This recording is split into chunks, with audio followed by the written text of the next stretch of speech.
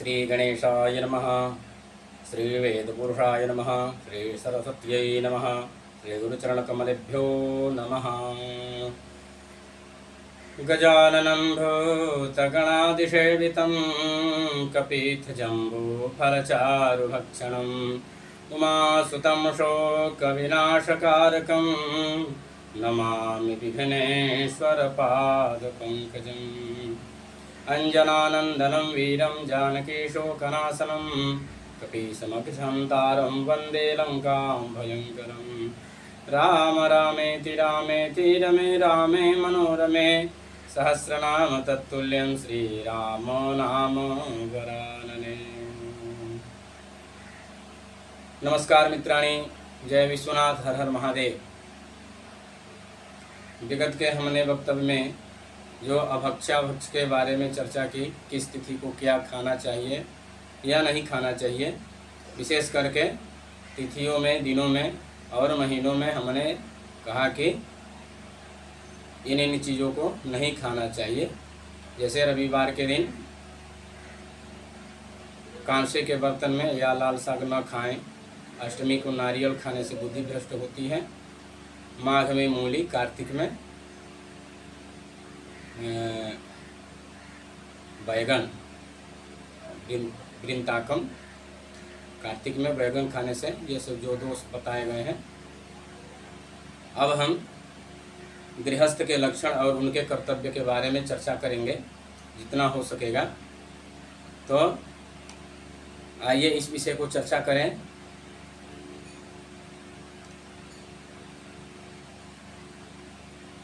गृहस्थ में जो बताए गए आचरण हैं, उस आचरण से हमें रहने से धर्म में प्रवृत्ति रहती है और हमें पूर्ण फल प्राप्त होता है।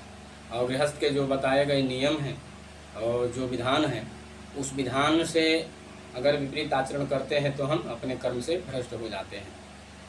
मनु जी कहते हैं कि धर्म एव हतो हन्ति, धर्मो रक्षति रक्षितः, तस्मात् धर्मो न हन्तव्यो, मानो धर्मो हतो बधित। अर्थात ये कहते हैं कि धर्म की हानि होने से हमारी अपनी ही हानि होती है, किसी दूसरे का नहीं।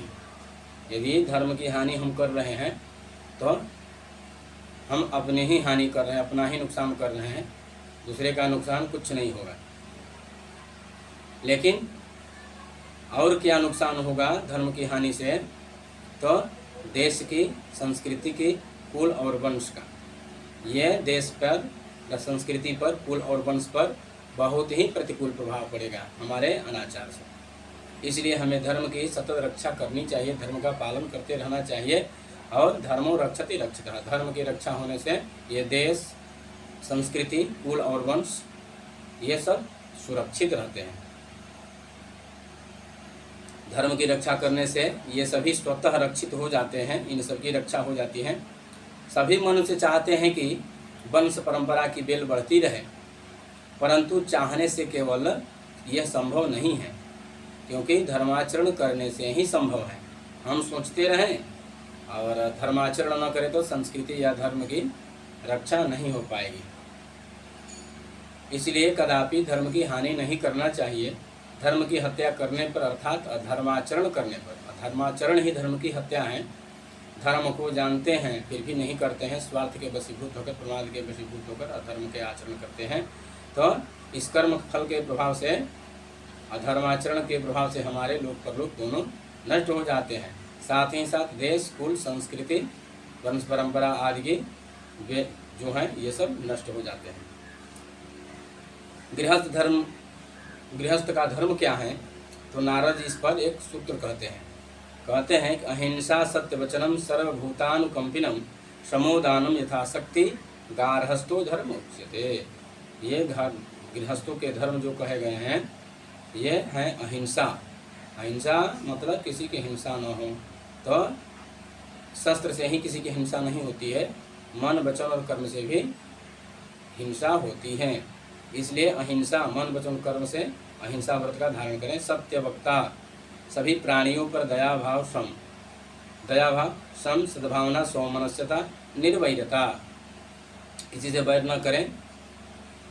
यथाशक्ति दानशीलता, जो सामर्थ्य हो, यथाशक्ति हो और उसके अनुसार दानशीलता बनी रहे, ये गृहस्थों के धर्म कहे गए। नित्य धर्म है यह।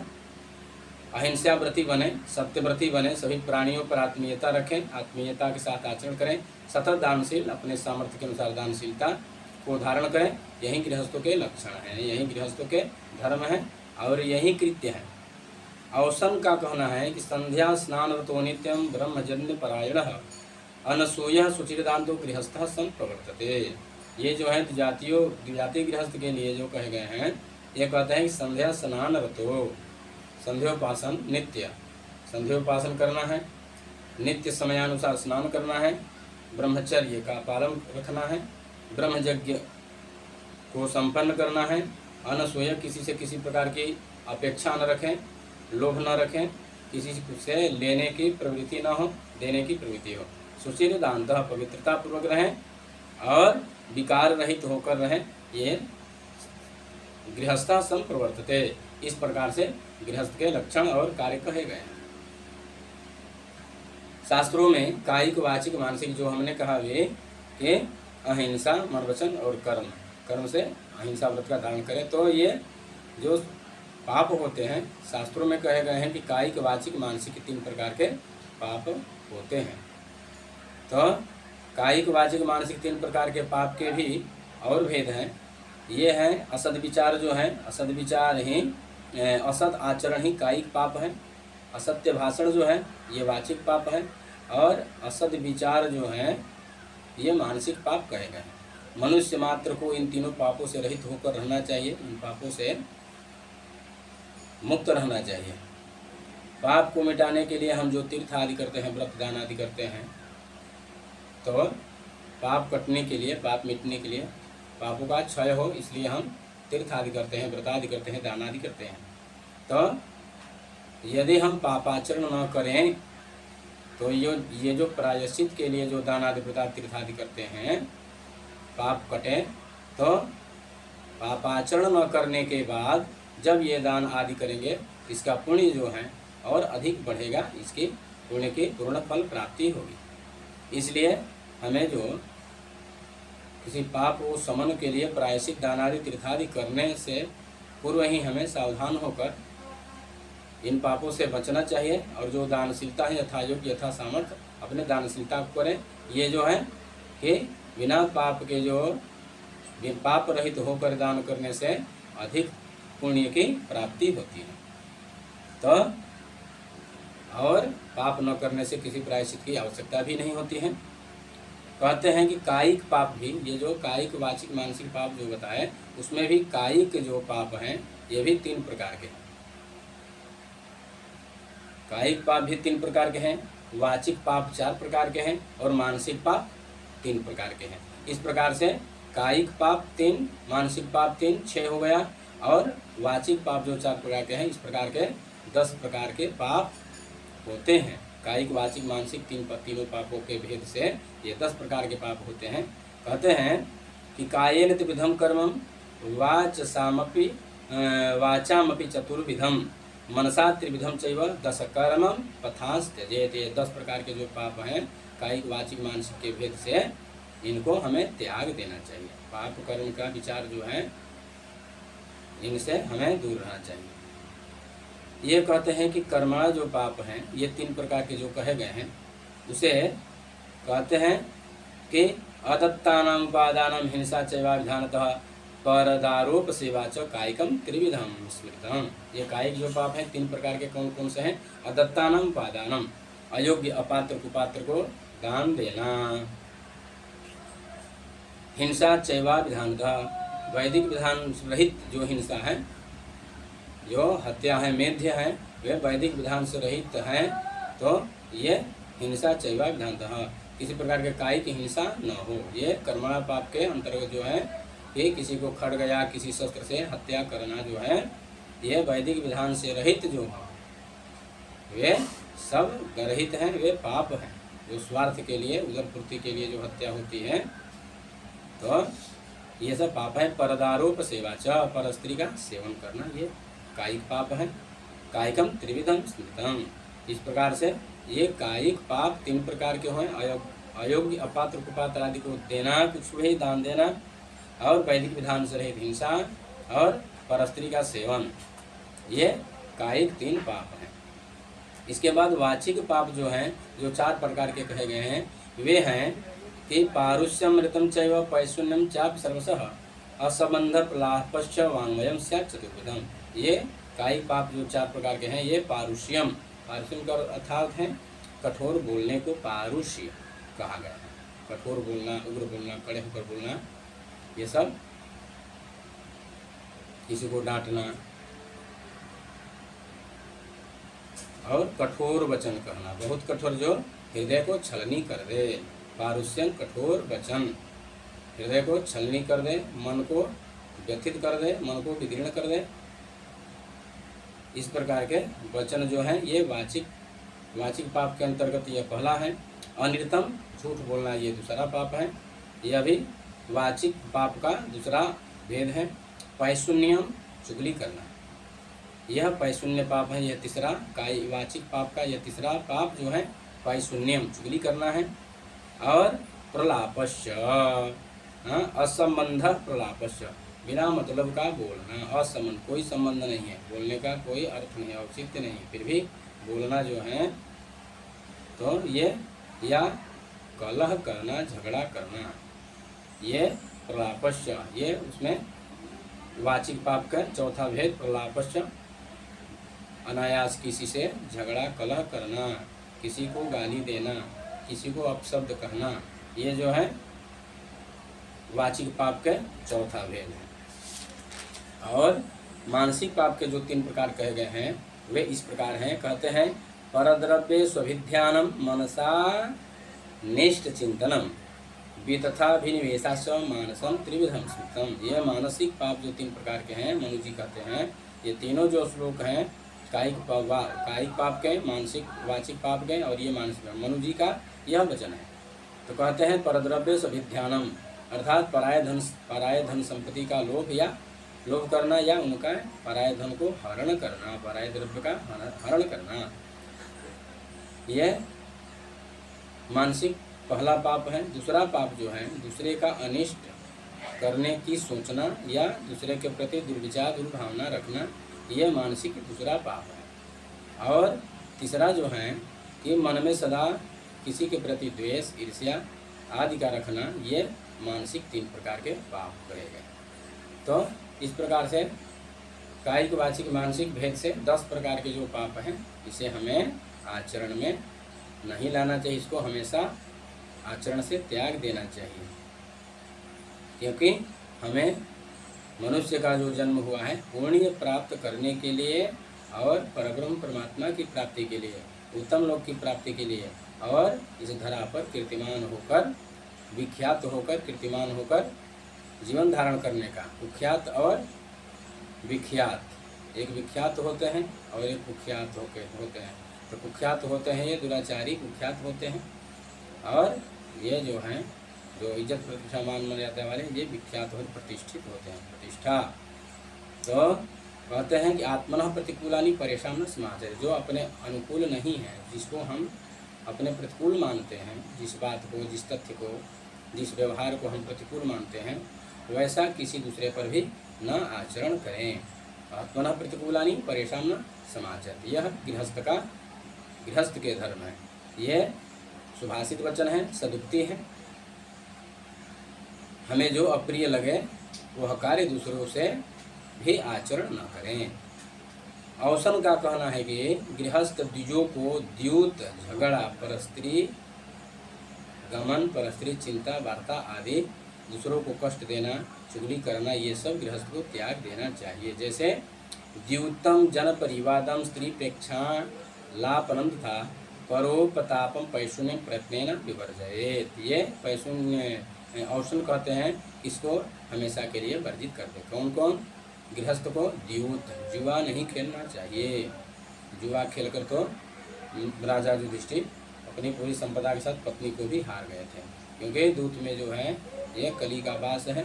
दूत में ये अपना ही दाव देखता है, और दूत में जब लिप्त आदमी हो जाता है तो करणीय और अकरणीय का भान समाप्त हो जाता है। तद्यूतम जन परिवादम, किसी से कलह करना,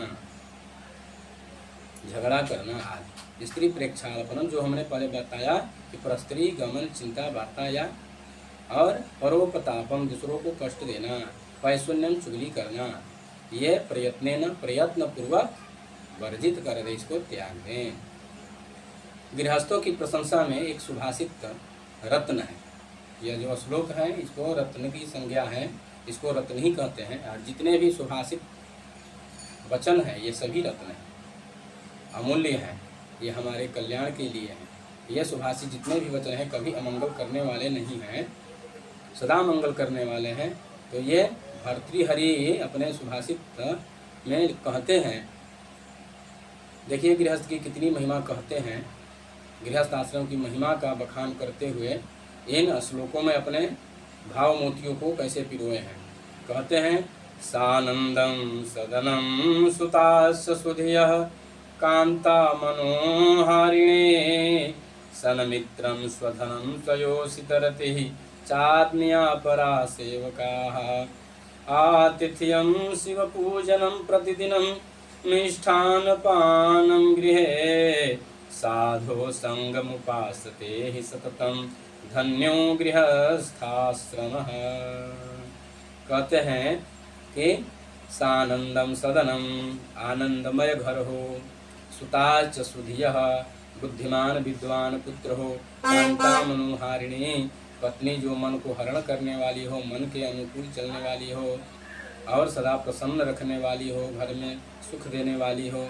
सन्मित्रम स्वधनम, मित्र अच्छे हो, सद्गुणी हो, सद्भाव युक्त हो और धनी हो, विचार के धनी हो, व्यवहार के धनी हो, सम्मान के धनी हो, ज्ञान के धनी हो।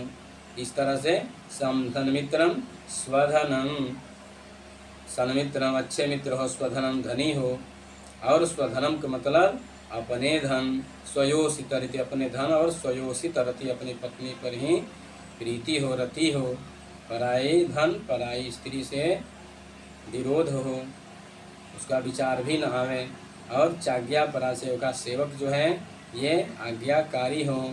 आतिथ्यम शिव पूजनम, प्रतिदिन अतिथि आते रहे उनकी सेवा करते हैं। अतिथि सत्कार रत, अतिथि सत्कार तत्पर घर हो।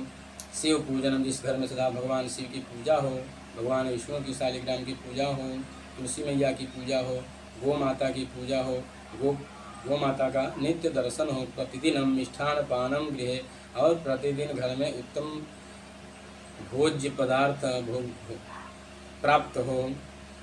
और साधो संग उपासते, नित्य संतों की समागम होती रहे, शास्त्रों की संगति होती रहे, शास्त्रों के वचन, शास्त्र के कथानक आदि जो भी प्रसंग है वे सुनने को मिले ही सततम। जिस घर में हो तो धन्यो गृहस्थाश्रम, वह गृहस्थ धन्य है और वह घर भी धन्य है। इस तरह से ये सुभाषित में भर्तृहरि कहते हैं। क्या कहते हैं कि आनंदमय घर हो, विद्वान बुद्धिमान पुत्र हो, पत्नी मधुरभाषिणी हो, धनी मित्र हो, अपने सदाचरण सद्भाव से समृद्ध हो, अपने धन और पत्नी में अनुरक्ति हो, सेवकादि आज्ञाकारी हो, जहाँ अतिथियों की सेवा हो, भगवान शिव की नित्य पूजा हो, प्रतिदिन उत्तम भोजन सात्विक पौष्टिक और शुद्ध भोजन प्राप्त हो, नित्य साधु की संगति याद घर में, वही घर धन्य है, वही गृहस्थ धन्य है। किसी ने कहा है, ये दो गृहस्थाश्रम को बहुत प्रशंसा करके भर्तृहरि ने बहुत ही बखान कर दिए। लेकिन किसी ने कहा है कि कलकनम सततम द्यूतम मध्यम मांसम चौर्यकम पिशुनम परदारम च तद्गृहम न गृहम रीतिः। ये कहते हैं कि कलकनम सततम, जिस घर में सदा ही कलह हो, सदा ही लड़ाई झगड़ा होता रहे, वैमनस्य रहे, एक दूसरे से परस्पर किसी के साथ प्रीति न हो, सब में परस्पर वैर हो, सततम सदा हो, नित्य प्रति हो, द्यूतम, जिस घर में द्यूत का लत लगा हो, जैसे आजकल के बच्चे जो गेम आदि खेलते हैं और कितने पैसे हार भी जाते हैं। तो ये दूत का लत जो है, ये सोशल ये नेटवर्क के द्वारा हम लोगों को डाटा मोबाइल के द्वारा प्राप्त हो रहा है, घर से ही बैठे बैठे पैसा कमाने का जो जुए का तरीका, तो इसको द्यूत ही कहना चाहिए। तो द्यूतम मदियम, मदिरा जिस घर में हो, मांस हो, घर में मदिरा मांस का सेवन होता हो, तथा चौर्यकम चोरी कर्म हो, घर में एक दूसरे से छुपाने की प्रवृत्ति, बात छुपावें, धन छुपावें, या किसी प्रकार का जो भी एक दूसरे से गुप्त रखने, गोपनीय रखने का प्रयास करें, तो यह चौर्य कर्म है। जो भी घर में हो सभी बातों को, तथ्यों को सब जाने कि हाँ घर में ऐसी स्थिति है और किस प्रकार की बाधा है, क्या समस्या है, क्या खुशी है, खुशी बांटें और दुख को भी बांटें एक दूसरे के, और बात को गुप्त न रखें। बात को गुप्त रखने के मतलब से कर्ण की हत्या हुई। अगर समय पर कर्ण का उद्घाटन हो गया होता तो कर्ण मारा नहीं जाता, लेकिन समाज का भय जो था, लोकापवाद का जो भय था, जिसके कारण तो यह चौर्य का कर्म है, किसी से कोई रहस्य छुपाना। तो पिशुनम चुगली करना, परदारम च, और परदान पर स्त्री गमन आदि, दूसरे की पराई स्त्रियों के साथ दुराचरण आदि जो है। तद गृहम, जिस घर में होता हो, तद गृहम न गृहम मृति, वह घर नहीं है, वह शमशान है, वह मृत्यु भवन है। मृति ही गृहम मृति हो, मृत्यु भवन है, वहाँ पाप भवन है, वहाँ दुराचरण होता है, तो वहाँ उसको तो ये कहते हैं कि वह घर नहीं है। ऐसे घरों से देवता सदा के लिए विदा हो जाते हैं तथा पितृगण प्रलय काल तक नरक में पतित हो जाते हैं, ऐसा कहा गया है। जिस घर में कलकन हो, सदा कलह हो, मद्य द्यूत मांस आदि का सेवन हो, चौर्य कर्म हो, जो हमने बताया कि रहस्य को छुपाना, किसी से किसी का कोई भेद न दे, अपना गुप्त बात अपने रखें और अपने स्वार्थ में, अपने साधने के स्वार्थ साधने सिद्ध करने के चक्कर में रहे सदा, तो यह चौर्य कर्म है। पिशुनम चुगली आदि, परस्त्री गमन आदि, दुराचरण दुर्विचार आदि जो हैं घर में हो तो उस घर से देवता सदा के लिए विदा हो जाते हैं। और इस प्रकार के घर में हो तो घर में पूजा पाठ तो होना संभव ही नहीं है, ये असंभव है। जहाँ कलकल हो, द्यूत आदि हो, मद मांस हो, वहाँ देव पूजा, देवाराधन, पितृपूजन आदि ये संभव नहीं है, यहाँ हो ही नहीं सकता और वो लोग करेंगे ही नहीं। इसलिए उस घर से देवता सदा के लिए विदा हो जाते हैं तथा जो पितृगण हैं वे प्रलय काल तक नरक में गिरे रहते हैं। कहते हैं आगे कि जिस गृहस्थ के यहाँ प्रतिदिन देव पूजा, अतिथि पूजा, सत्संग आदि उत्सव होते हों तो उनके पितृगण पितृलोक में सदा उत्सव मनाते हैं तथा अपने वंशजों को आशीर्वाद देते हैं। कहा गया है कि देव पूजा गृहे यस्य सदा भवति भक्तितः आतिथ्यम सत्संगम च तस्य पितृमहोत्सवाः। अर्थात जिसके घर में देव पूजा होता हो और सदा भवति भक्ति भाव आदि से जो देवता की पूजा होता हो, अतिथि की सेवा होती हो, अतिथि को यथा योग्य सत्कार और सत्संग होते हो जिस घर में सदा, तो तस्य पितृ महोत्सवाः, उनके पितर लोग हैं सदा महोत्सव मनाते हैं। ये कहते हैं आगे कि गृहस्थों के लिए कहे गए वचन हमने कहा, हाँ गृहस्थों के लिए कहे गए वचन जो हमने कहा, अब स्त्रियों के लिए भी जो कुछ विशिष्ट नियम हैं उसे शास्त्र में क्या कहे गए हैं उसे हम कहते हैं सौभाग्य कल्प में कि बुद्ध्वा ब्राह्मे मुहूर्ते निजपति चरणौ संप्रणम्यास्यमस्य प्रेक्ष्य प्रेमणाथ नैजं शुभमुकुरतले भूमिमभ्यर्षपत्नीं प्रातः स्मृत्यादि कृत्वा पतिपरिचरणं संविधायैव वेणीं संरच्याध्यायमाले तिलकमथ गलाधो निमज्जेत सभूषा। ये यहाँ कहते हैं कि स्त्रियों को ब्रह्म मुहूर्त में उठकर अपने पति की चरण की वंदना करना चाहिए, अपने पति को प्रणाम करें। सब प्रणम्यास्य मत्स्य, प्रणाम करके प्रेक्ष वेणाथ इथा, अपने जो वेणी आदि को सोने से जो बिखरे हैं उसको अपने समेट लें। नैजम शुभ मुकुर तले, और अपने करतलों का दर्शन करें, अपने पति का मुख का दर्शन करें, देवताओं का दर्शन करें। तब भूमि मभ्यर्च, भूमि को प्रणाम करें। प्रातः स्मृत्यादि, जो प्रातः स्मृत स्मरण आदि करने योग्य हैं उसको स्मरण करें। पति चरणम, पति परिचरणम, और पति की सेवा के लिए तत्पर हो जाएं। संविधायु वेणी, अपने वेणी आदि को बांधकर पति की सेवा के लिए तत्पर रहें। संरच्याध्याय माले, तिलक मत तिलक आदि जो भी अलंकार आभूषण आदि गलाधो निमज्जित सबूत, अपने सभी अलंकारों से अलंकृत होकर अपने पति को प्रसन्न करें। कहते हैं कि प्रातः स्मरणादि श्लोक जो शास्त्रों में कहे गए हैं, जैसे उमा उषा च वैदेही रमा गंगेति पंचकम प्रातरेव पठे नित्यम सौभाग्यम वर्धते सदा। यह पद्म पुराण का वचन है। जो स्त्री प्रातः काल उठकर इन मंगल श्लोक का स्मरण करती हैं और इन मंगल श्लोक में जो उल्लिखित जो देवियां हैं उनका स्मरण करने से उन स्त्रियों का नित्य सौभाग्य बढ़ता है। उमा उषा च वैदेही, उमा भगवती पार्वती है।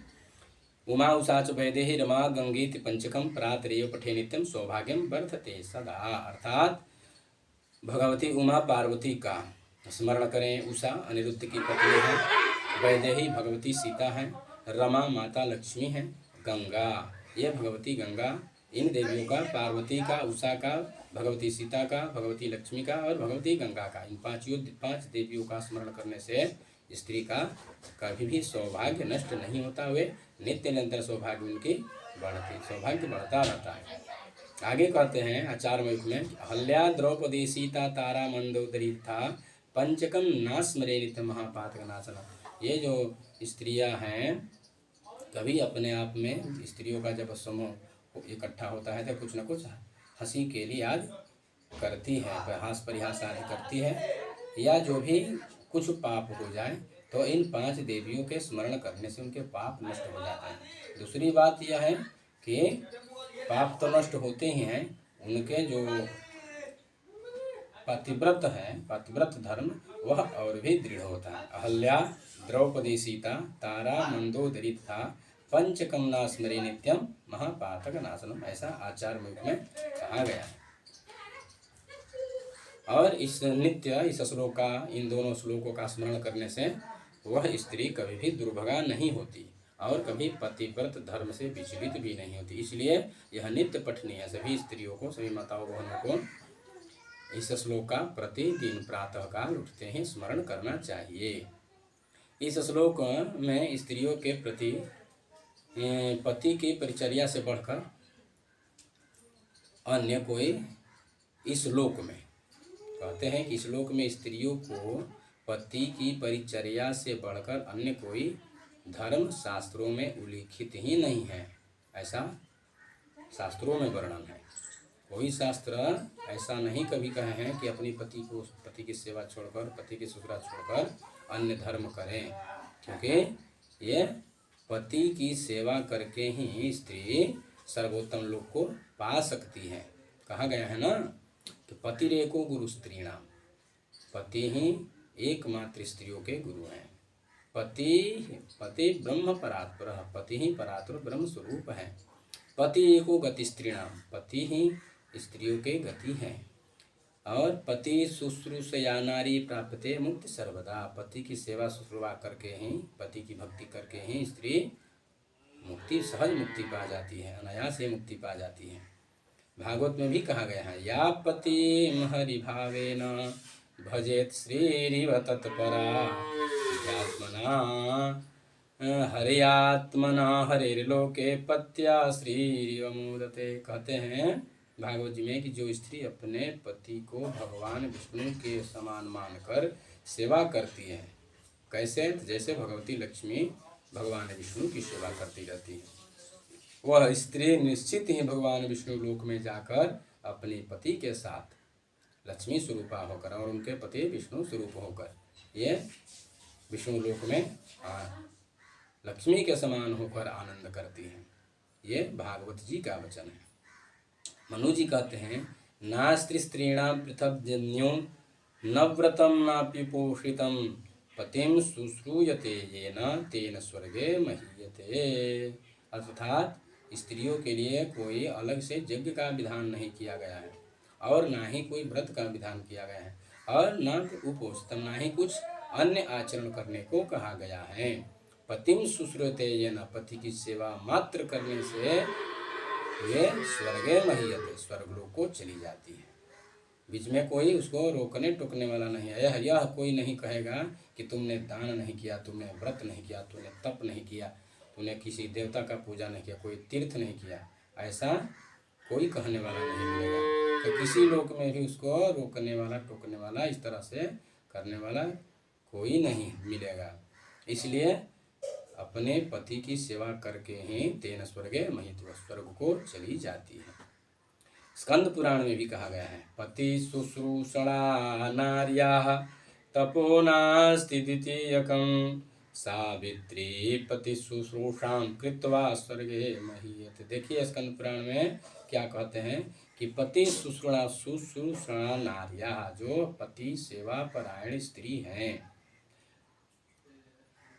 पति की सेवा से अन्य कोई तप नहीं है। तपो नास्ति द्विगम, अर्थात पति की सेवा से बढ़कर कोई तपस्या स्त्रियों के लिए है ही नहीं। जैसे सावित्री पति शुश्रूषाम, सावित्री जो है अपने पति की सेवा करके स्वर्ग को चली गई थी, उसी प्रकार भी इस समय की नारी माताएं बहन अपने पति की सेवा करके वह स्वर्गलोक को चली जाएगी। आगे कहते हैं कि स्कंद पुराण का ही यह भी वचन है। कहते हैं कि सेवेत भर्तृउच्छिष्ट मिष्ठमन्नं कला फलादिकं तीर्थम स्नानार्थिनी नारी पतिपादोदकं पिबेत। ये कहते हैं जो स्त्री जो नारी अपने पति के उच्छिष्ट भोज्य पदार्थ मिष्ठान आदि उच्छिष्ट भोज्य पदार्थ को फल आदि को ग्रहण करती है, तो वह भगवान के भोग के समान, भगवान के नैवेद्य के समान प्रसाद रूप हो जाता है। उस प्रसाद रूप को जो स्त्री सेवन करती है या अपने पति के उच्छिष्ट को ही, उच्छिष्ट भोज्य पदार्थ अन्न आदि मिष्ठान अन्न फल आदि को प्रसाद के रूप में ही ग्रहण करे, उसको प्रसाद ही समझे। और तीर्थ स्नानार्थिनी नारी, अगर तीर्थ करना चाहती हैं तो पति पादोदकं पिबेत, अपनी पति के चरण को धोकर उसका पान कर लें तो वह सभी तीर्थों का फल अनायास ही पा सकती है। इस तरह से स्कंद पुराण में कहते हैं। आगे कहते हैं कि शंकरादपि विष्णुर्वा पतिरेको अधिक स्त्रियाः पति गुरु पति धर्म पतिरेव महामखा। स्त्रियों के लिए जो है शंकरादपि विष्णुर्वा, शंकर से भी बढ़कर अपना पति है, विष्णु से भी बढ़कर है, पतिरेको अधिक स्त्रियाः, स्त्रियों के लिए उनसे भी अधिक, उनसे भी बढ़कर है। इसलिए पति गुरु, पति ही गुरु है, पति ही धर्म है, पति धर्म पतिरेव महामखा, और पति सेवा ही महान यज्ञ है। इस तरह से अपने पति की शुश्रूषा करके जितने भी शास्त्रों में धर्म कर्म व्रत यज्ञ आदि जो भी बताए हैं, जिसके पुण्य जो बताए गए हैं, वे सभी पुण्य अपने पति की सेवा करके अनायास ही स्त्री पा जाती है। ब्रह्मवैवर्त पुराण में कहा गया है कि सर्वदानं सर्वयज्ञः सर्वतीर्थं सेवनं सर्वं व्रतं तपः सर्वं उपवासादिकं कंच यत् सर्वधर्मस्य सत्यं च सर्वदेव प्रपूजनं तत्सर्वं स्वामी सेवायाः कलानार्हं तेजोरसं। देखिए ब्रह्मवैवर्त पुराण में और भी श्रेष्ठ वचन कहते हैं कि सर्वदानम सर्वयज्ञ, सभी दान उपदान का जो फल है, सभी दान उपदान आदि का फल, सर्वयज्ञ सभी यज्ञ आदि का फल, सर्व तीर्थ से सभी तीर्थों के सेवन करने से जो फल प्राप्त होता है वह फल, सर्वव्रतम जितने भी व्रत बताए गए हैं, जितने भी व्रत हैं उन सबके फल, जितने भी तप के नियम हैं, जितने भी तपस्या करने के तरीके आदि विधान हैं, उन सभी तपस्याओं के फल, सर्व उपवास आदि जितने भी उपवास आदि हैं उन सभी का फल जो है, सर्वधर्म च सभी धर्मों का जो फल है, सभी सत्यंच सभी सत्य व्रतियों का जो फल है, सर्वदेव पूजन जो सभी देवताओं के पूजन से जो फल प्राप्त होते हैं वे सभी तत्सर्वं स्वामी सेवाया, केवल अपने पति की सेवा करके वो सभी पुण्य सभी फलों को प्राप्त करती हैं।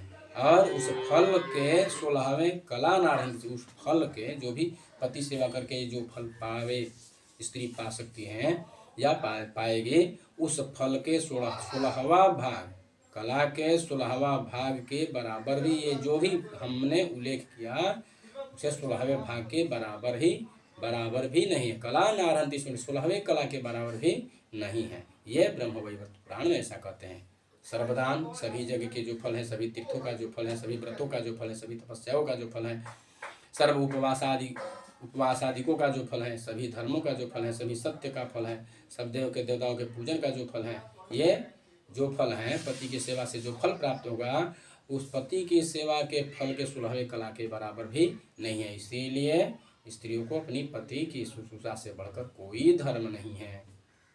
पुनः भागवत जी में कहते हैं कि दुःशीलो दुर्भगो वृद्धो जडो रोग्यो धनोऽपि वा पति स्त्रीभिर्नहातव्यो लोकेप्सुभिरपातकी। ये कहते हैं कि पति दुराचारी हो, दुर्भगा हो, वृद्ध हो, मूर्ख हो, रोगी हो, निर्धन हो, तो भी पति की सेवा करें। पति का त्याग न करें, पति का निरादर न करें। ऐसा करने से अगर जो पति का त्याग करती हैं या निरादर करती हैं तो वे अपने लोक और परलोक दोनों को बिगाड़ती हैं। इसलिए जो कुछ भी हो, दुशील हो, दुराचारी हो, दुर्भगा हो, वृद्ध हो, मूर्ख हो, रोगी हो, निर्धन हो, तो भी पति की सेवा ही करें। इससे लोक और परलोक दोनों बनते हैं। गरुड़ पुराण में भी कहे गए हैं, नरक यातना जो है, गरुड़ पुराण आदि का वर्णन कभी आप सब सुने होंगे। माताएं बहन जो सुन रही होगी, गरुड़ पुराण सुनिए, उसमें नरक के वर्णन में जो भी यातनाएं दी जाती है उसको श्रवण करें और उस पाप से डरकर सदाचरण में प्रवृत्त हों और विशेष यज्ञ आदि के चक्कर में न पड़कर अपनी पति की शुश्रूषा करें। यही सदाचरण है। कोई ये हमने जो कहा स्कंद पुराण का जो वचन कि शंकराद विष्णुर्वा पतिरेको धिक स्त्रिया, ये भगवान शंकर और भगवान विष्णु से भी बढ़कर पति की श्रेष्ठता है, ऐसा शास्त्र कहते हैं। इसलिए पति से बढ़कर कुछ भी नहीं है। इसलिए स्त्रियों को अपनी पति परायणा बनना चाहिए। इसके विस्तार के भय से हम आगे नहीं कहेंगे। गरुड़ पुराण में नरक की यातना को पढ़ना चाहिए, सुनना चाहिए। फिर कहते हैं कि जो स्त्री उपपत्ति करती हैं अर्थात परपुरुष का सेवन करती हैं वह निंदनीय है तथा वह अपना लोक परलोक दोनों को नष्ट कर देती हैं। भागवत जी का यह श्लोक देखें, ये कैसे क्या कहते हैं। अस्वर्ग्यमशस्यं च फल्गुकृच्छ भयापहम जुगुप्सितं च सर्वत्रं औपपत्यं कुलस्त्रियः। ये कहते हैं कि जो स्त्री परपुरुष रमणी है अर्थात परपुरुष रमणी स्त्री सदा सर्वत्र निंदित होती है। अस्वर्गम, ये अपना लोक और परलोक दोनों को नष्ट कर देते हैं। अस्वर्गम, नरक का मार्ग स्वयं ही बना लेती हैं। और कैसा, तो ये सदा निंदित होती है, इस लोक में भी निंदित होती हैं, स्वर्गादि पुण्य लोगों को नष्ट तो कर ही देती हैं और इनके दुराचरण के प्रभाव से भयंकर नरक में जाकर गिर जाती है। इस तरह से गृहस्थ के जो भी आचरण कहे गए वे हमने कहे और आगे भी कुछ इसके अवशिष्ट भाग आगे प्रस्तुत किए जाएंगे। तब तक के लिए जय विश्वनाथ, हर महादेव।